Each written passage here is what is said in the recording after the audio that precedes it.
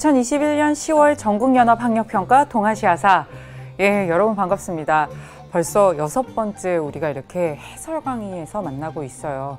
6번째인 거를 강조하는 이유는 1년에 6번의 학평과 모평을 본 후에 우리가 7번째 본 수능에 이제 진짜 본 게임을 하게 되는데, 그 마지막 전국연합학력평가가 서울특별시 교육청 문항으로 여러분들 바로 오늘 이렇게 치렀습니다. 선생님도 고3담임이기 때문에 하루 종일 아침부터 정말 촬영하기 바로 직전까지도 이제 감독을 하다가 퇴근을 해서 왔는데, 오늘 유난히 많이들 지쳐 보였어요. 9월 모평만큼의 긴장도는 아닐 거라 사실 생각을 했었는데, 아침부터 정말 좀 비장할 정도로 많은 친구들이 되게 긴장했어요. 특히 이제 선생님 학급은 확률과 통계 선택하는 친구들이 많았는데, 수학 끝나고 나서 좀 이렇게 공통 부분이 좀 어려웠다는 얘기도 있고, 그래서 하루 종일 마음이 많이 쓰였어요. 그 국수형 난도에 따라서 우리 친구들이 한국사와 탐구까지 오는 그 에너지와 텐션이 좀 달라지다 보니까, 아이고 우리 애들 진짜 이거 탐구 볼 때까지 체력이 유지가 될까, 뭐 컨디션이 괜찮을까, 뭐 중간에 당 떨어져서 힘들어하고 막 그러더라고요. 시험이 진짜 제2외국어까지는 못 보고 그 전에 탐구까지 마무리되는 걸 보고 선생님이 풀이 딱 해와서 지금 이 동아시아사 해설을 시작하려고 하는데, 마지막이다 뭐 이런 얘기 하니까 사실은 마음이 쉽지 않아.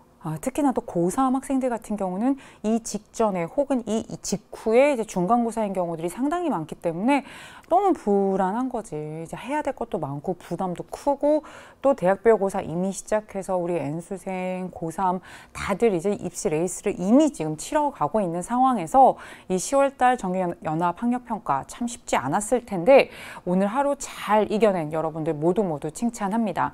10월 전국연합학력평가 이 동아시아사 같은 경우는 한마디로 이렇게 좀 정리를 해드릴 수 있을 것 같아요.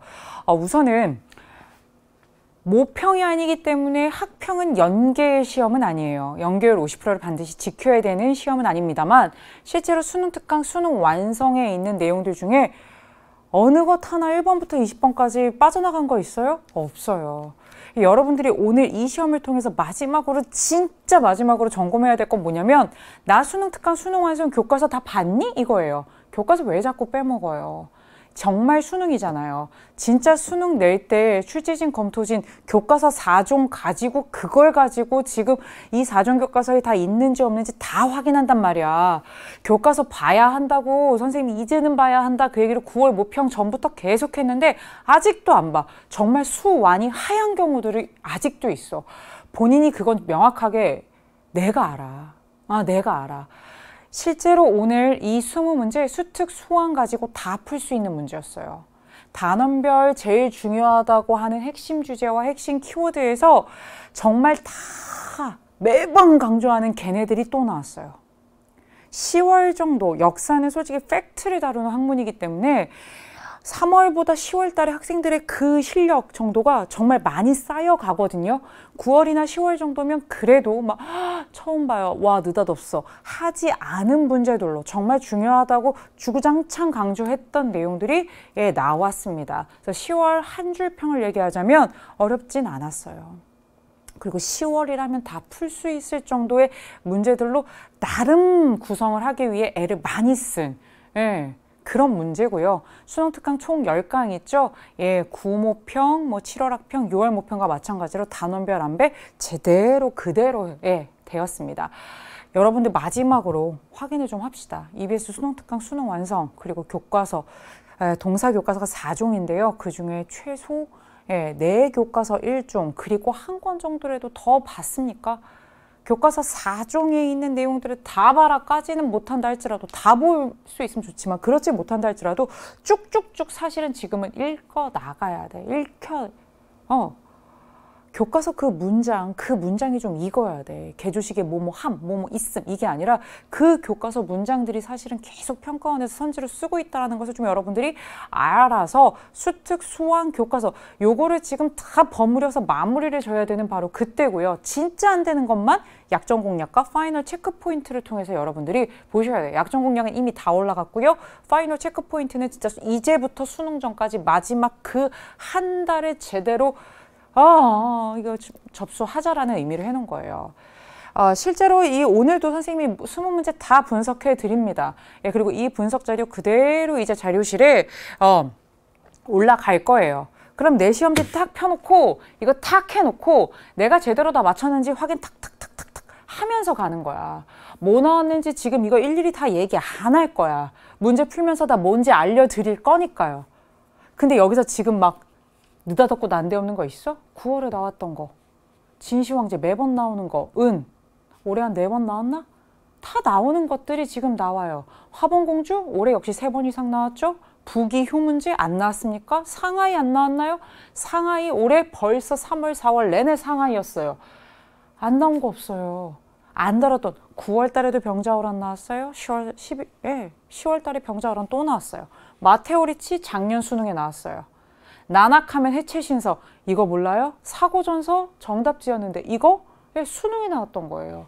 실제로 서울특별시 교육청 문제 20문제를 아무리 뒤져봐도 정말 느닷없고 난데없고 저는 금시초문이고 얘는 초면입니다 하는 문제 없었다는 거예요. 메이지 정부 계속 강조하고 있었고요. 이아쿠라 사절단도 바로 직전에 또 나왔습니다. 파리 평화협정 베트남사의 핵심이죠. 3.1운동 5.4운동 안 나왔습니까? 역시 나왔죠. 조선의용대 한국광복군 마찬가지고요. 러일전쟁 그리고 극동국제군사재판 신헌법 베트남 도이머이 정책 덩샤오핑의 남순 강화 안 나온 주제 하나도 없어요. 형태만 바뀌고 자료만 바뀌고요. 여러분들이 낯서냐 아니냐의 차이지 정말 단 하나도 수특 수완에서 근거 찾아보자 못 찾을 게 없어요. 그래서 선생님이 강을 적어놨어요. 수능 특강, 수능 완성, 목차 동일합니다. 그 다음에 주제 적어놨고요. 답지가 뭐였는지까지 혹시 연도 이런 것들 헷갈릴까 봐까지 다 정리해드렸어요. 그럼 10월 달에서 우리 친구들이 조금 고민스러웠던 문제가 뭐가 있을까 보자면 우선 13번 조금 어려웠던 친구들이 있을 수 있습니다. 왜냐면 해체신서라고 하는 것을 알아야 되고 이 책이 이제 난학을 대표하는 스키타 겐파코와 료타쿠 등이 번역한 그 해체신서라고 하는 건데 보통은 이것을 발간한 시점을 시기로만 물어봤어요. 에도막부 시기. 근데 그게 아니라 1770년대, 1774년인데 이 1770년대 18세기 후반이라는 걸 알아야 되고 정답 선지에서도 그냥 청대, 조선 후기 이게 아니라 1770년대부터 80년대까지 작업을 거쳐서 나온 사고전서 시기랑 매칭을 할 수 있어야 되기 때문에 우리 친구들이 조금 어려웠을 수 있고요. 인정. 그 다음에 15번 같은 경우에는 파리 평화협정이 베트남 전쟁에서 가장 중요한 포인트라는 걸 모르지 않아요. 이 협정을 통해서 미군이 완전히 철수하고 다 알아요. 하지만 베트남 전쟁과 관련해서 그 베트남 독립전쟁과 관련된 제네바 협정 그리고 베트남 전쟁과 관련된 이 파리 평화협정은 마지막까지 강조하고 내내 복습을 해도 우리 친구들이 베트남사에 대해서 결코 쉬워하지 않기 때문에 어려울 수 있어요.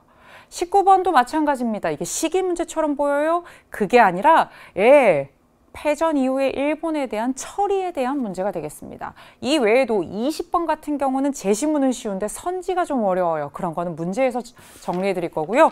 8번 조금 낯설었어요 라고 할 수 있는데 당나라 초기 상황과 당나라 태종 상황까지 얘기를 제시자료로 만들어서 조금 이 8번 제시자료가 조금 해석을 하는데 쉽지 않았다 하는 친구들 정도가 있습니다만 사실 지금 10월 달 난도 정도로 생각하면 그래도 무난했다라고 하는 평을 할 수 있는 시험이 되겠습니다. 그럼 이제부터 본격적으로 수고하고 고생한 우리 친구들 한 문항 한 문항 수능까지 놓치지 않을 수 있도록 바로 문제풀이에서 만나도록 하겠습니다.